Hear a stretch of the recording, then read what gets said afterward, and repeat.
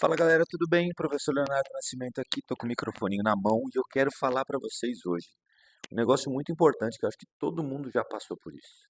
Todo mundo já teve aquele problema de assim, quais serão os artigos que eu tenho que ler sobre determinado tema? Então todo mundo já fez aquela pesquisa no PubMed, chegou lá no PubMed e falou assim, puta merda, deu 30 mil referências, 300 mil referências, 100 mil referências. O que que eu vou ler disso? O que que eu faço agora? Certo? Você já passou por isso? Então faz o seguinte, fica aqui nesse vídeo que eu vou te explicar como é que você resolve esse problema, como é que você faz uma pré-seleção dos artigos científicos para você saber o que vale a pena e o que não vale a pena para você ler para tomar sua decisão clínica baseada em evidência. Beleza?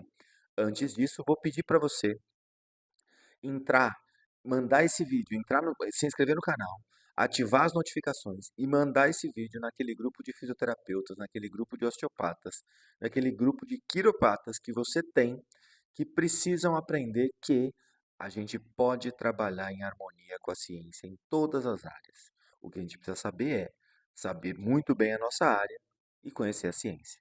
E é para isso que existe esse canal aqui. Combinado? Então vamos lá. Seguinte situação: você decidiu pesquisar sobre dor cervical no PubMed. Quando você clicou lá no PubMed, apareceu 300 mil artigos científicos, você ficou perdidaço e você não sabe o que fazer. Primeiro de tudo, isso não é um problema só seu. Por quê? Porque por dia no PubMed são colocados mais ou menos 2 mil artigos científicos novos. Tem noção disso? Então, todos os dias são colocados, são inscritos no PubMed 2 mil artigos científicos novos. Ou seja, é uma quantidade absurda e você não teria vida suficiente para ler tudo sobre isso. Então, aquele caso da pesquisa sobre neck pain, se você colocar neck pain lá no PubMed, você vai encontrar sei lá quantos mil artigos científicos. O que que você vai fazer? Então tem neck pain que vem da parte oncológica, tem neck pain que vem de uma cervicobraquialgia. Qual que você quer? Então você tem que aprender a colocar filtros para chegar nisso. Primeira coisa, eu vou dar 3 passos aqui para você conseguir entender o que que você seleciona, o que que é relevante e o que que não é relevante quando você fala de um artigo científico.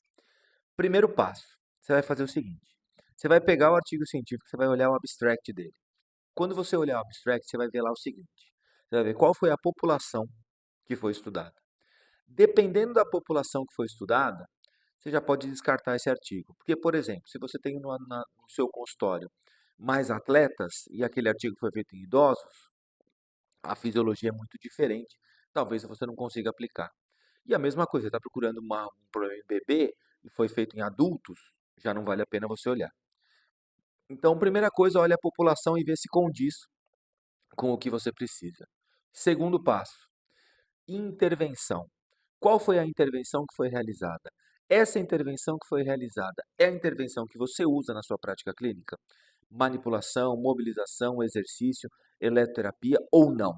Se não for a intervenção que você está pesquisando, esse artigo também é relevante. Ou se for uma intervenção que você não pode aplicar, por exemplo, antibiótico terapia, para uma dor cervical de origem bacteriana, uma bactéria no disco, você não pode aplicar, desencana, esse estudo não é para você. Então a intervenção não é para você.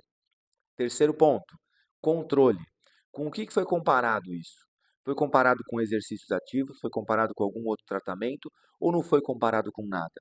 A tendência, quando não é comparado com nada, é que são resultados muito exorbitantes. E isso também você já pode começar a excluir. E o outro passo é você pensar no desfecho que foi utilizado. Qual desfecho que foi utilizado? Qualidade de vida, dor, incapacidade. Você que trabalha na área musculoesquelética, pense o seguinte: os seus pacientes têm.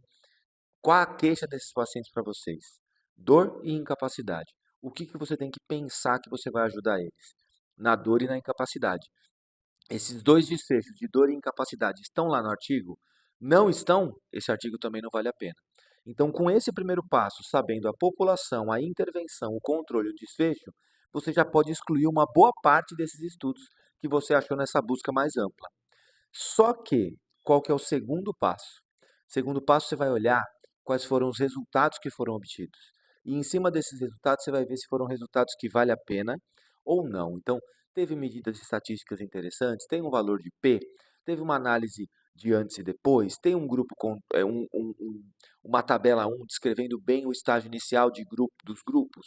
Se não tiver bons resultados descritos, bem descritos esses resultados, também não vale a pena.